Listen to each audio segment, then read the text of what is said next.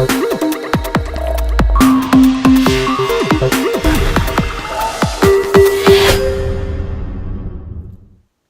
for joining me today. If this is your first time seeing my face, I am HappyNappy1, a beauty, lifestyle, natural hair, and fashion blogger. So if this is your first time here, welcome. Please hit that subscribe button so you can join a fam bam and hit that little bell so you'll be notified of whenever I drop a new video. If this is not your first time here, hey babes, welcome back and thanks for supporting me for another video. So from the title you can tell, this is basically another one of the videos in my Greek series. If you do not know, I am a member of Zeta Phi Beta Sorority Incorporated, and I love my organization. So whenever I come on here, I'm talking from the perspective of being a member of that organization. I'm talking from being in my organization for a total of 10 years now, and that is the only reason why I am saying something now. I didn't feel like earlier in I knew enough or had enough experience to actually talk to others about it, but at this point I think I got it down packed, and that's why I want to give my knowledge to other Greeks. Even if you're a newer Greek or if you're an older Greek, you can always find out something new. But from the title you can tell, this is basically talking about why is your grad chapter so small? Why are you not growing? If you want to know my 5 reasons why this happens, just keep watching. All right, so I'm not going to go in any particular order. I'm just going to give you my 5 reasons, and that's just how we roll. So the first reason is you have basic service projects. Don't get me wrong. There's nothing wrong with having, you know, you're cleaning up a park, or you're picking up litter on the side of the road. That's all fine and dandy, but we need some projects that are going to make other people be looking like, dang, what are they doing?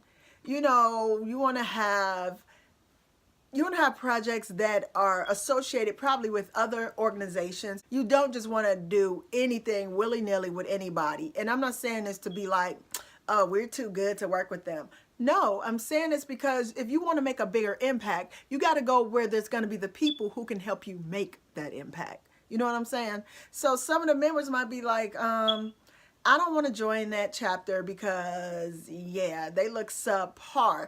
I'm going to go join that other chapter because they popping. They over there doing all kind of work that looks really good on their organization, and it also is looking good to potential members. You know what I'm saying? So image is everything, and I hate to say it, not to say that all service isn't good. If you really, really want to make a difference and have a bigger impact, you need to know that the type of service you do impacts your organization in more ways than one. Reason number 2, this one goes back, well, doesn't go back. This is a old adage. People don't want to put people in their chapter or organization, People don't want to add people to their organization if they aren't a certain race. So for a long time, you know, that's how it was in the 1900s, the early 1900s, 1800s. People of color were not asked to join white fraternities and sororities. So we made our own. And that's how a lot of members feel at this point. And I do know what that feeling is like, because I do know that I've been discriminated against for certain organizations, and I'm not talking about a fraternity or sorority, when I was in undergrad. And you know, it was kind of messed up, but that's a whole nother story. And that's how a lot of our members feel. They're just like, you know what, they done let us in, why do we need to let them in? Well, I mean, I struggle with that question too, but for the most part, not all of them are the same. Not every non-person of color is a negative or a racist, or, you know, not all of them are like that. So you could be potentially missing out on some really good assets to the organization because you don't want somebody that's not black in your chapter.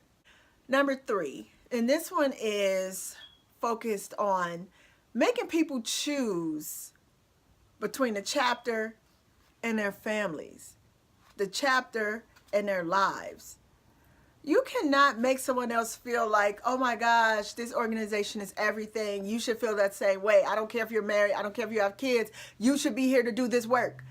Nah, bro. That ain't even how that works. You cannot take someone's family away from them and think they're supposed to give you their all. I'm sorry. The same thing goes for me. If I have to choose between my family and the org, my family is going to win every day of the week. Like, there's not one time I'm going to put my organization over my family. And you should not expect anyone to do that. Just because you might be single or you don't have kids or a spouse and you don't know what it's like to have to sacrifice and care for other people, and you just like, I don't know why they feel like that. They feel like that because they have a heart. They have people that they care about. They have a life outside of the organization, and you need to realize that.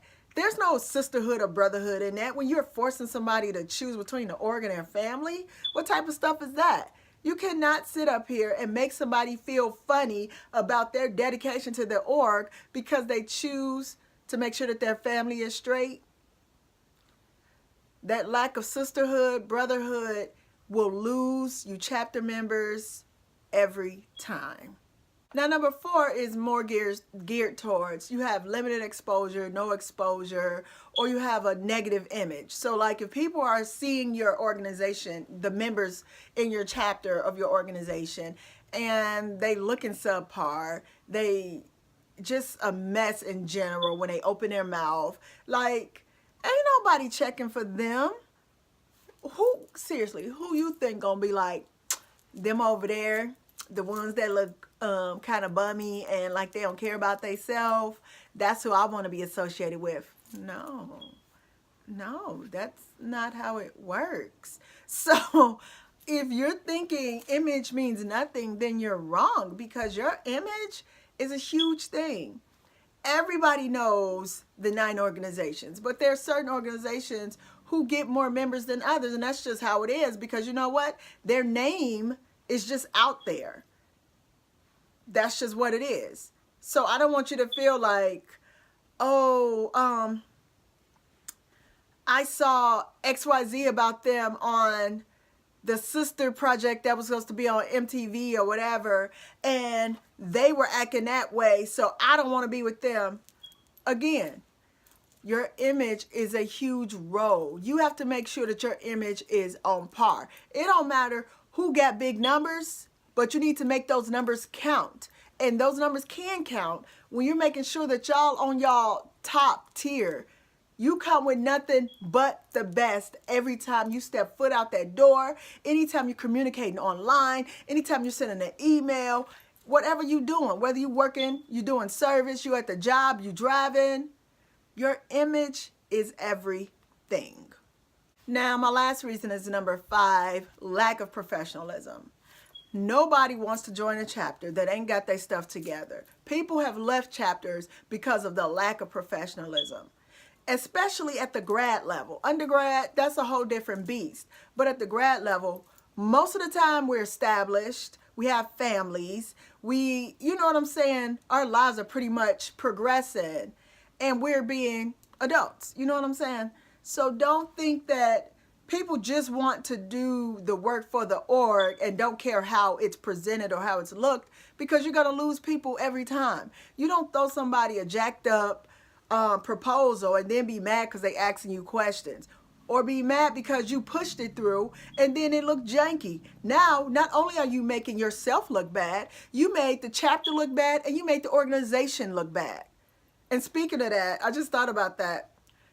When people put their chapter over their organization, that's another issue. Because if you didn't come through that chapter, and 8 times out of 10 with a grad chapter you didn't, because you probably came through undergrad, people are not gonna be with the, oh, okay, it's this chapter and that's how this chapter has done it all the time and you weren't made in this chapter. And stop. Just stop. Stop it. Ain't nobody got time for that. This is a business. And I'm not saying you just supposed to be in there, you know, all suited and booted up. You supposed to have fun. That's where that piece of brotherhood and sisterhood comes in at, because it comes in many different ways. Doing service together, interacting, just hanging out, and doing a business, going to conferences, stuff like that. So I don't want you to feel like I don't want people to join as a grad, because I joined as a grad and I've had a really good experience. But when you are in a grad chapter, or if you're in a small grad chapter, you need to be aware of things that could stop you from potentially having really good members who could be assets to your chapter, whether they're new members or they're transfers. You control your chapter. At this point, I'm going to let you go.